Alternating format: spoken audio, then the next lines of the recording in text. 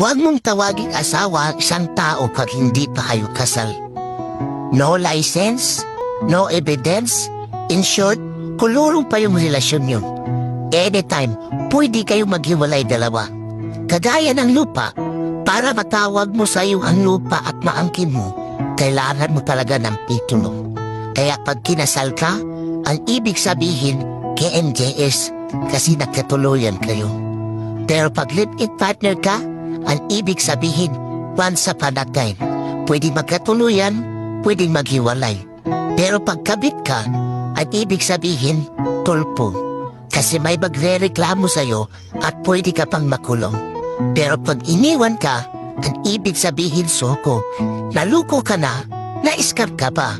At pag minalas ka, mamamatay ka pa. Kaya gulapin mo yung biyanan mo. Isuli mo ang kanyang anak.